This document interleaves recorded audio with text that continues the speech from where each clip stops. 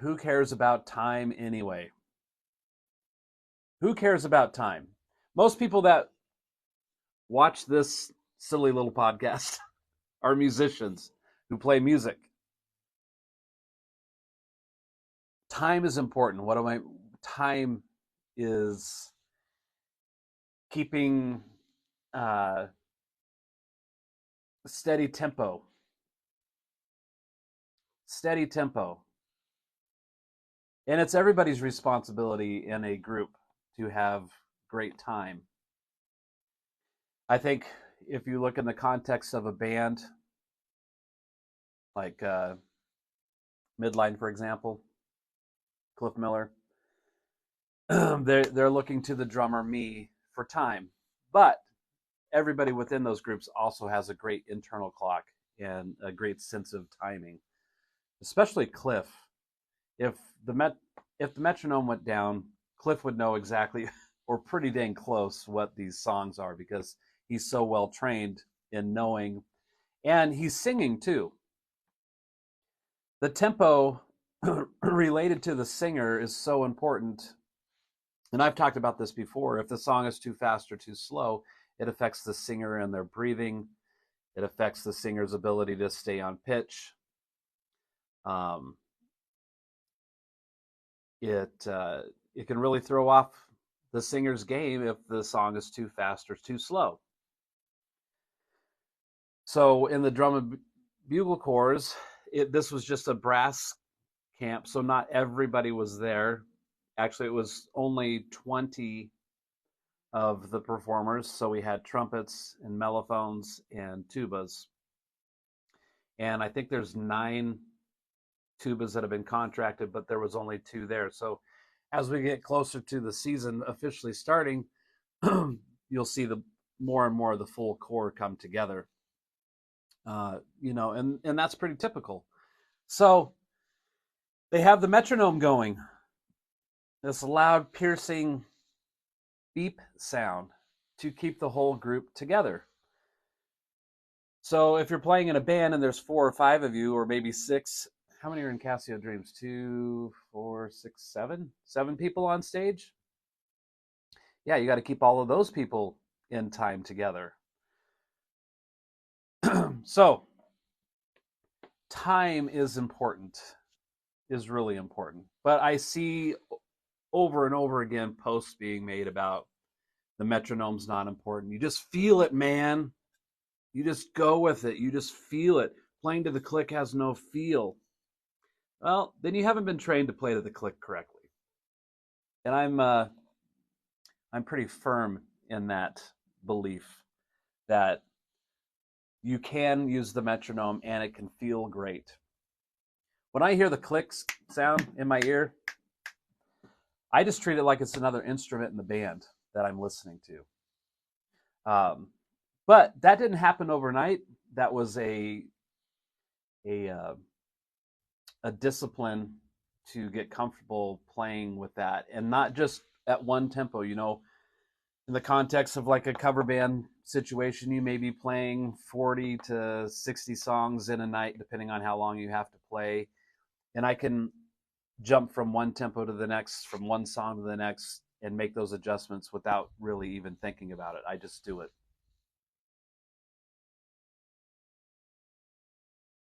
Oh, I was hearing some low end rumble, and it's the garbage truck outside.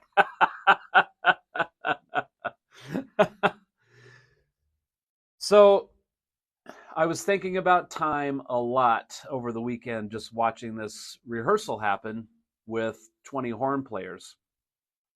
And, there's some people that are return players who are adapted and can follow those instructions easy compared to some of those that this might be their first time making that adjustment to play with the metronome.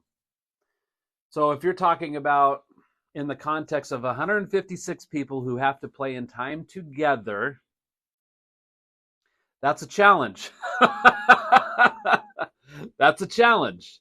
It's a challenge to get 4 people to play in time together.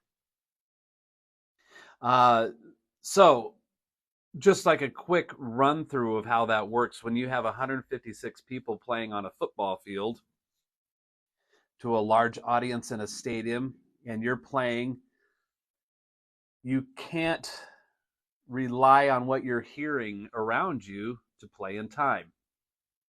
There's a drum major, and the drum major is there for a reason. And these groups will have anywhere from 2 to sometimes 4 drum majors placed throughout the field, directing time. So they become the metronome. But they train with the metronome so that they all can build the muscle memory on how to play this stuff together. So time is very, very, very important when it comes to a drum and bugle corps. Now, I should have said this earlier. What is a drum and bugle corps? It's basically the NFL of marching bands. It's the pro level marching bands. The competition is very take it very seriously. There's a lot at stake for being the best, which usually comes down to about 2 or 3 groups that are always in the top 3 to 5 spots. You know, you're talking about the Blue Devils or Santa Clara Vanguard are 2 really well-known groups. Carolina Crown from South Carolina. Those are world-class corps. The battalion is an open-class corps, so they compete in a different division. But it's still very serious. So, should you use the metronome? The answer is yes, you should. Now imagine those 156 performers on a football field just decided just to feel it, man. Just feel it. Just groove, man. It's not human to play together. Oh, it would sound awful. It would sound so bad. But the reason it works is the science behind how sound travels and what it takes to make all of those people play in time together. So, yeah, there's way more to it than what I'm saying, but that's the general idea behind it. And just think about 156 people that you have to have play in time when they're spread out through a football field.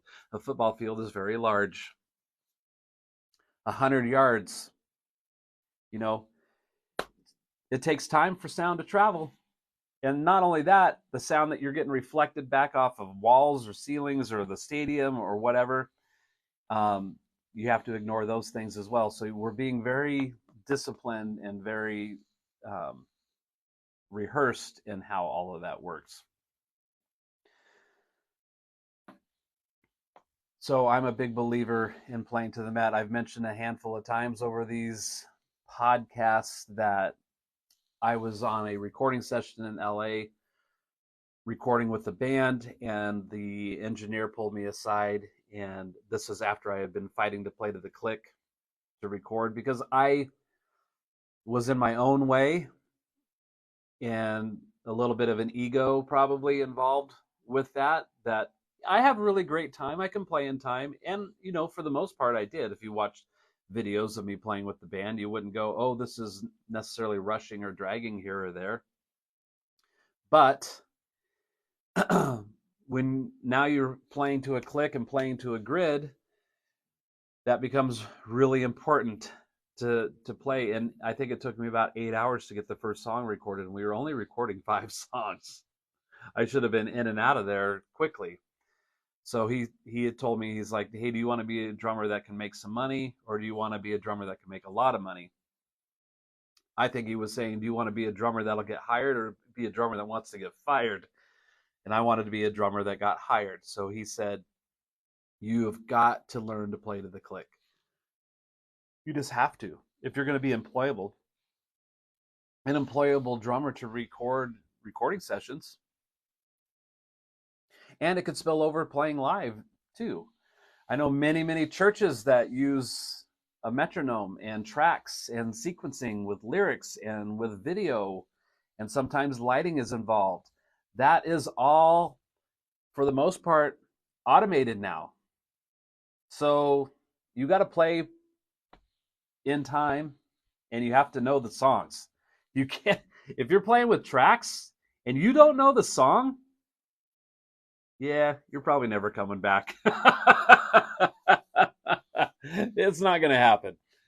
It's not going to happen. When you're playing to a track, that doesn't mean that you can't play without it. Sure, you could. If the whole system crashed, can you still play the song? You should be able to. So be prepared for that if that were to happen, for something to go wrong. What can you do to make the show still happen? There's got to be an alternate way of doing things that can still work. But if you're playing with tracks like there's keyboard parts or horn parts or whatever, you can't go, oh, I thought this happened twice after the chorus, not once, or, oh, well, you can't. It's not. That's not gonna fly. You got to know what you're doing. I say know the songs anyway. Play the right notes. Play the right tempo. Play the right drum beat. Sing the right lyrics. All that stuff I think is important. Let's see what Jim and Mary have to say, and I'm going to have to use my fancy readers.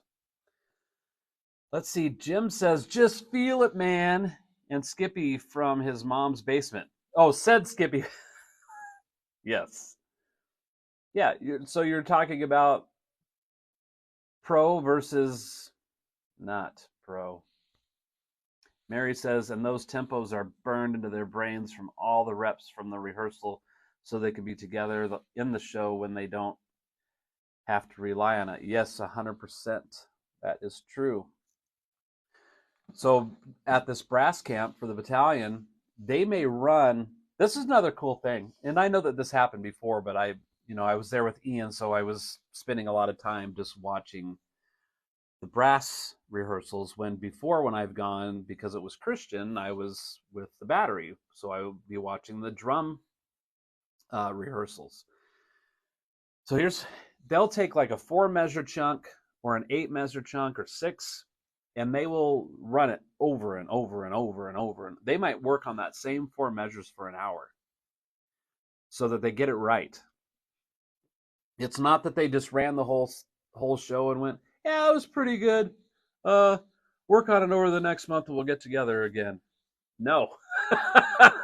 And they have homework they have to do while they're waiting for the next rehearsal camp, because you have people coming from all over the United States to be in this group to rehearse. They are not going to mess around at all, ever. They don't have the luxury of time on their hands to mess around.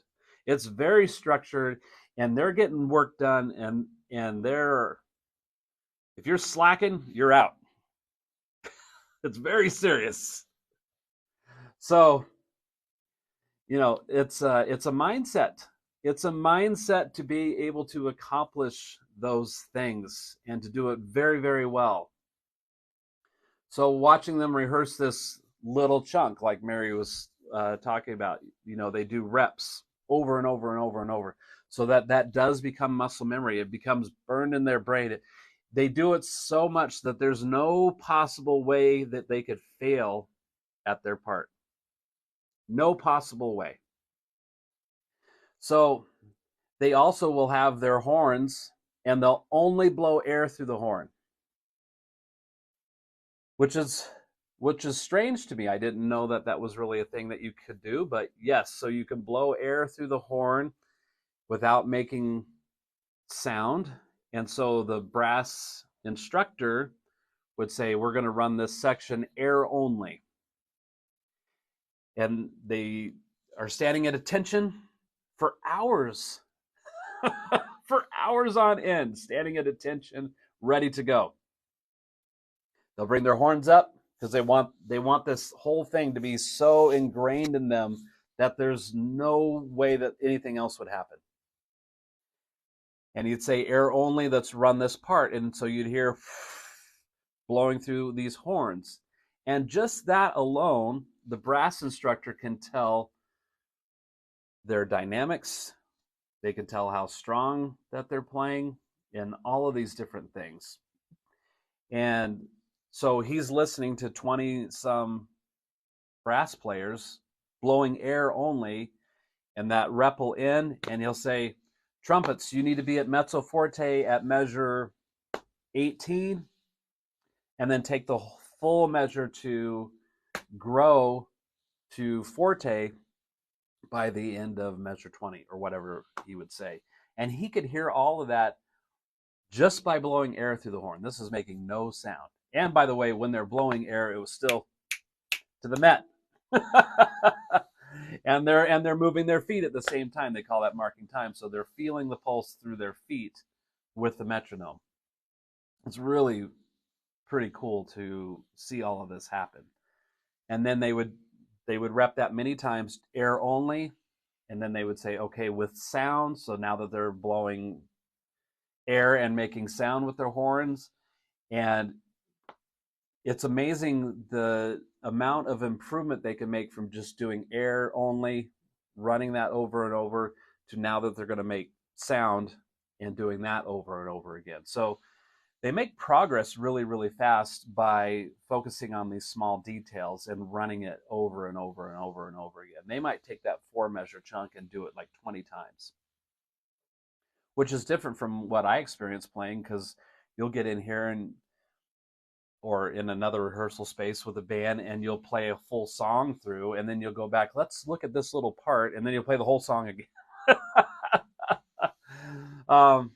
Now, sometimes the people I play with are pretty dang good, so you could say, okay, let's start at this part of the song and work just this small section.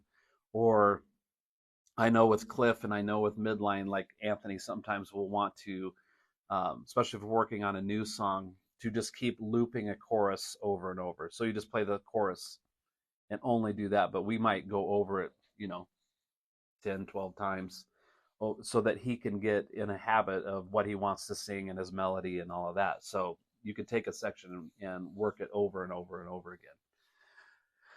But that's because we want to be really good at what we do by repetition.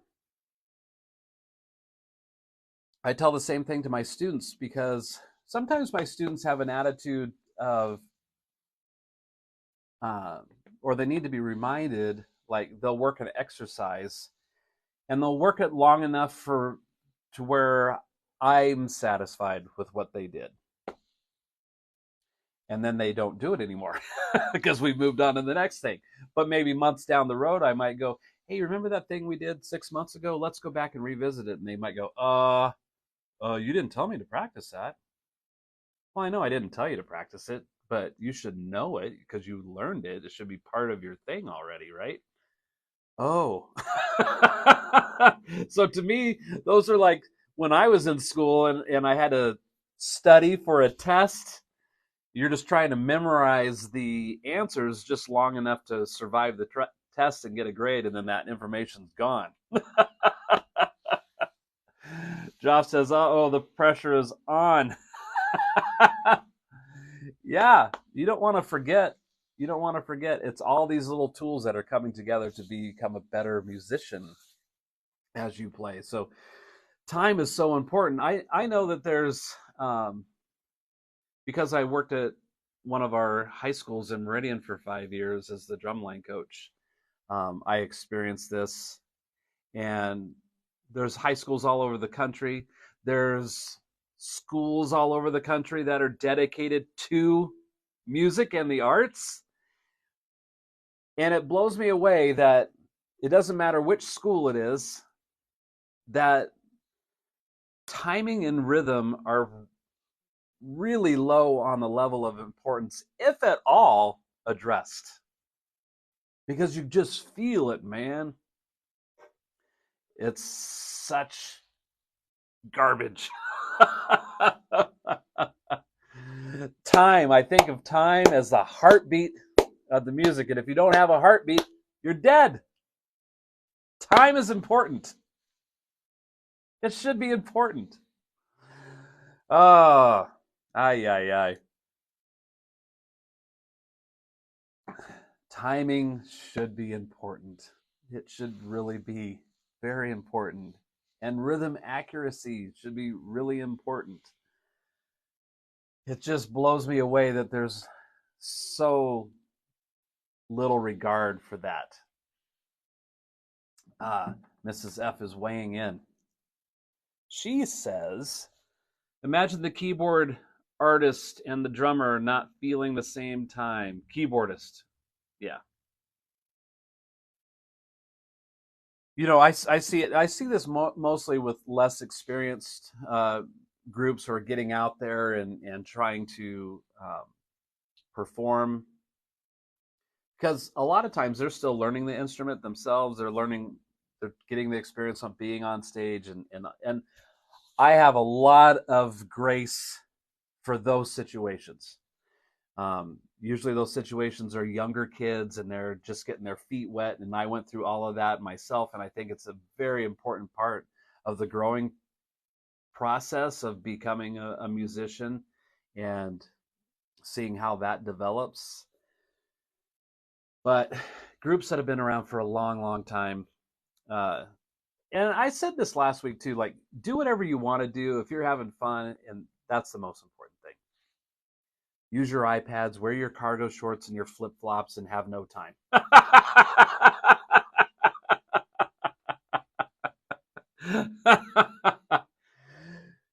People will say, well, I'm not in it for the money, or I'm only in it to have fun. I'm only doing this because of whatever. Great. That doesn't mean you should suck.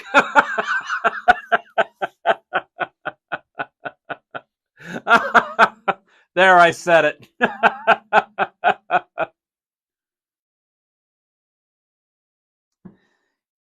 Yeah, and there's venues for you. They're custom made for your iPads and your cargo shorts and flip-flops. No, I follow a lot of drum groups on Facebook and Instagram, and I follow a lot of drummers who post videos. Now, I haven't posted any videos yet this year, and many of you know why. This first 2 months of this year were pretty heavy with my mom's situation and then losing my mom, so that's where my time and attention was focused. And now we're starting to get back into a flow of doing things and getting motivated again to keep working that. All that to say, though, when I see drummers out there, I see some really impressive drummers posting really impressive videos, and sometimes they explain what they're doing and sometimes they don't. And I'll watch these drummers and just think, that was really cool. I loved how they explained that. Their sound was good. And then you look at the comments and watching or reading comments where they're just dismantling very rudely and crudely sometimes, just mean stuff. These drummers that are doing incredible things, and then if you go down the rabbit hole, which I've done before, is like, okay, you click on this person's crazy comment, and then you watch them play if they have videos at all, and it's frightening. I don't comment back on those people, but it's really interesting, though, where people's head is and what they think of all that stuff. So there's these incredible drummers out there doing incredible things with horrible comments, and it boggles my mind, for one. The other is that those people never respond to those, the trollers. Let's see. It looks like Ron is here. Playing slow in time is the most difficult to master. You are 100% correct. Yes. Now, I'm not going to tell you the name of the song, but so we had midline rehearsal last night, which was awesome. We have a new original song that we're starting to put together, and we also are toying with the idea of doing our own version of a cover song. It's not unusual for bands to put out their own versions of a song that they love and they want to put it out there. So I can tell you that the song that we want to cover is a very slow groove. It's this halftime feel. There are some different time signature things that happen. Not that they're difficult, they're very important, and we want to get them right. So I had been working on this song off and on over the last couple of weeks, just trying to be familiar with the form and familiar with where these little time signature changes happen. And not only that, to make them feel good and flow. And so I'm playing along to the recording every time that I do this, which is always a little bit different when the whole band gets together, because even though we're pretty good at learning the song, it's all of us coming together to put those pieces together. So everybody's very well rehearsed and ready to go, so that when you start playing it, it actually kind of sounds like it's supposed to. So I hadn't found the tempo on the song yet. I was not using the click yet. I was just trying to see if we could feel it. Now, I do know that when I was practicing to the song, I had an internal tendency to want to push the tempo, because it's so just this grinding. It's a really cool groove, but it's just so way back in the time, which is a trick to master. Just like Ron said, playing slower tempo stuff is more difficult. So we were playing it, and as we were playing it, I'm sure that I could feel that I was playing faster, and I kept just trying to remind myself, okay, lay further back, lay further back, lay further back into the time.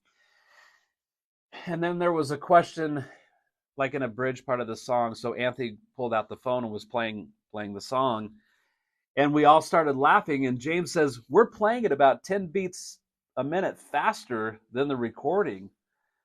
And JB said, maybe that's why it doesn't feel right. And so, Kirby, what's up? Nope, it's not Creep by STP, but that's a good example. That's a really great example of one of those incredibly slow grooves that just has to be right. And to bounce off of Kirby's, Stone Temple Pilots is deceiving in its complexity and its feel. That drummer, Eric, I think his name is Eric. Can't think of his last name off the top of my head. He has got just an incredible feel for that music.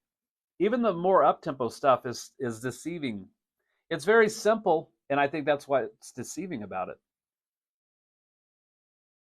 But at any rate, so when we listened to the song, I clicked out the tempo, and then the first pass or two of playing it, I really had to focus on laying back. But when we ran those, JB turned to me and he goes, now it feels right. Now it's easier to play. This feels a lot better to play at this tempo.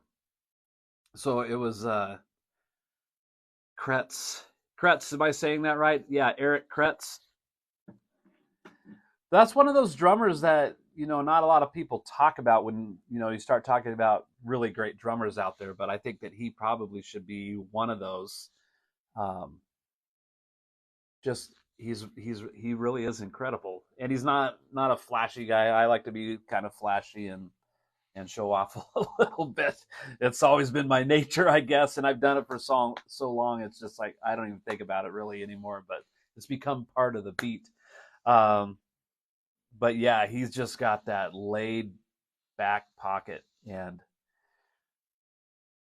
their stuff is recorded to the click too, and it sounds and feels amazing. So the anti click people,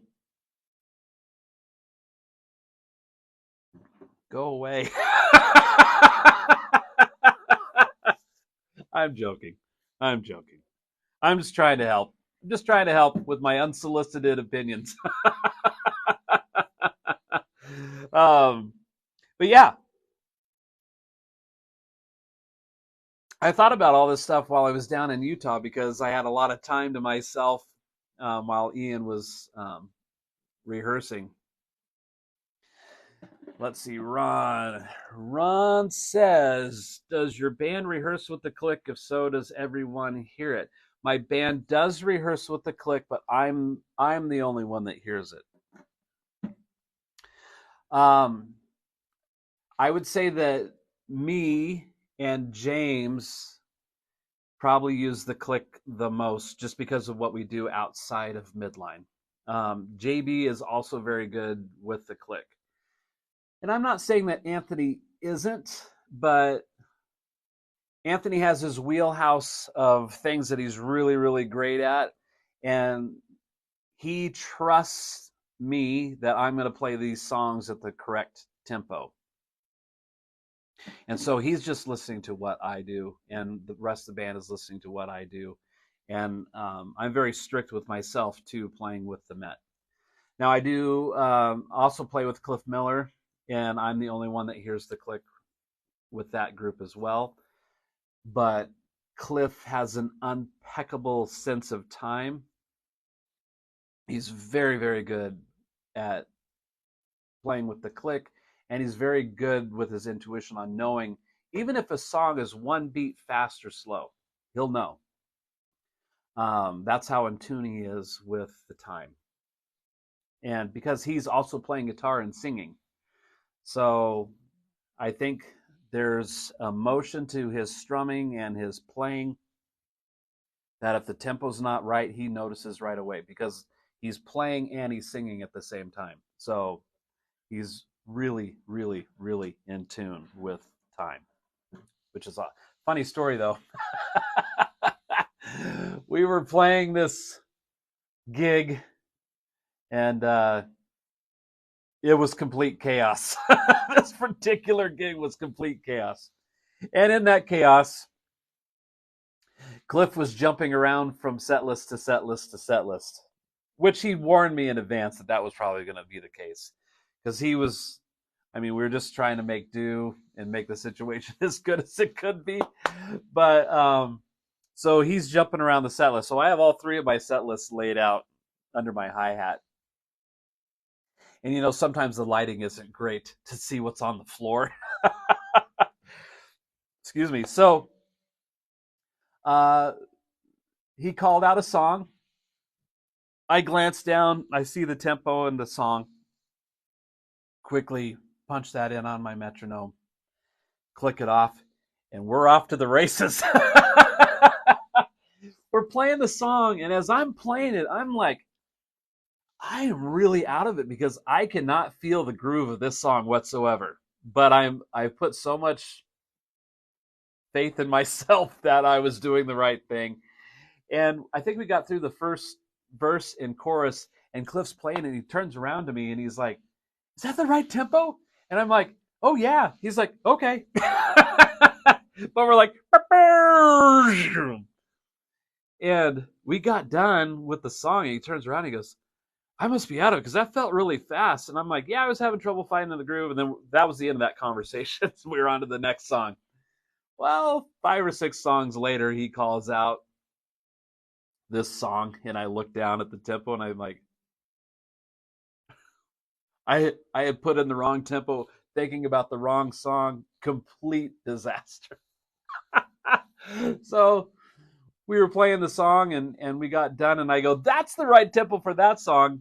But whatever song it was like, I don't know, 16, 18 beats faster than what it was supposed to be.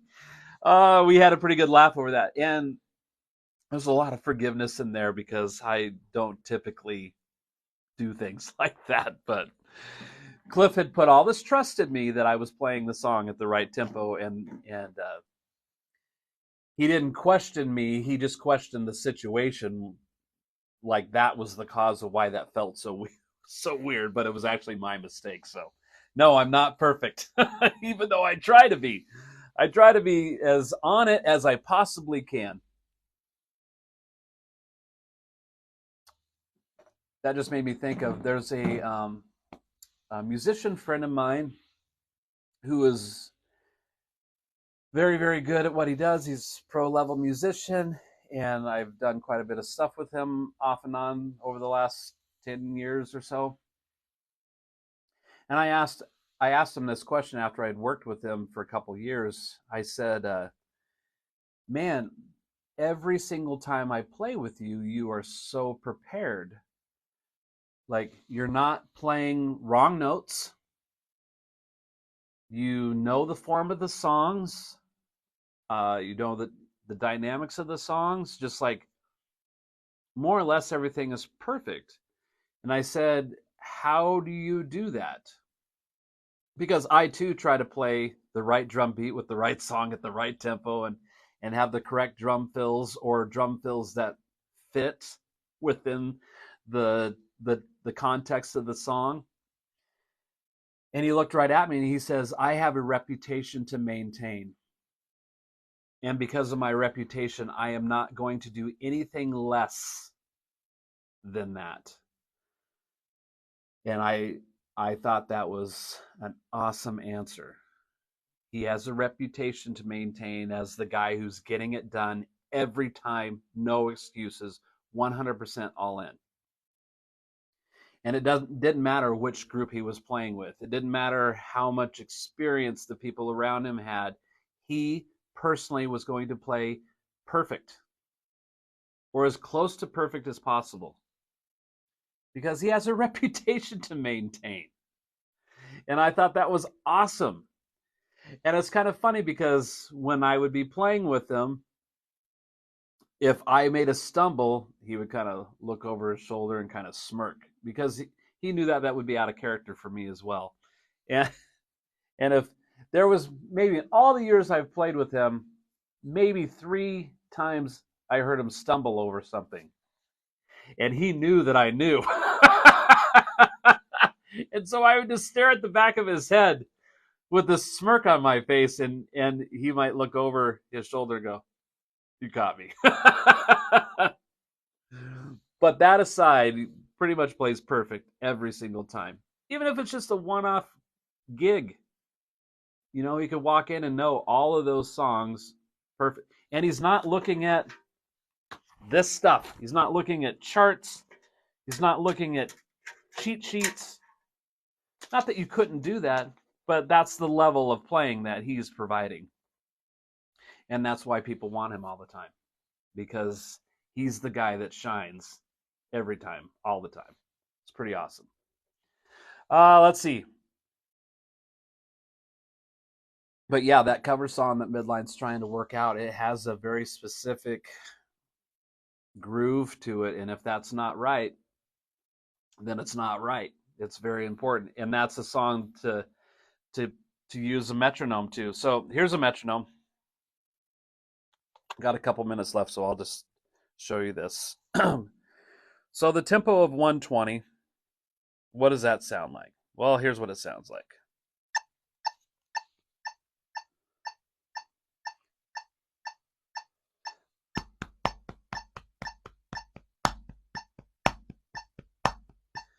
It's a pretty comfortable, pretty normal tempo of a lot of songs that could be fitting in anywhere from like mid-tempo to high-tempo range. But we can all click along to that pretty easy. So if we cut that in half to 60, that's what I call would be like real time. So that's like your seconds going by. So let me, all right. So my first attempt at clicking, I landed at 68. So I was really, really close. But so here's half. So this is the speed that time ticks away at, 60 beats a minute, right?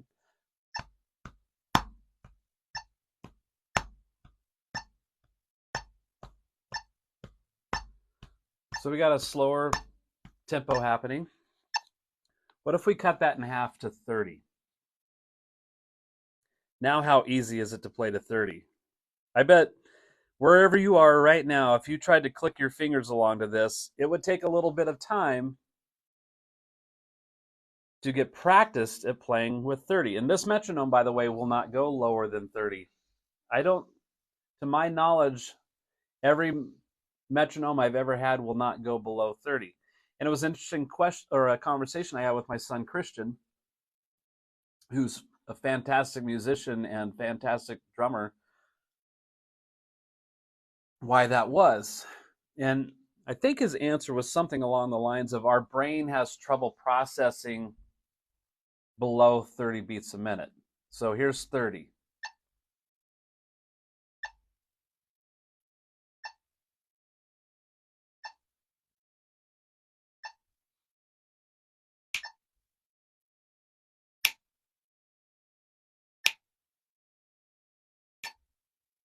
It's a lot harder to play along to 30 beats a minute. But should you be practiced at that? Absolutely. 100%. Absolutely. You should be practiced at that. So 30 is very hard, but not impossible. 60 is a little easier, but it's still, you have to have some discipline to land at that 60. We double that again to 120. That feels really easy to play along to because the repetition of it is happening closer together. So it's good stuff. Mary gives me a laughing face. Well, Mary gives me the laughing face all the time. It's usually because of something that was ridiculous that happened.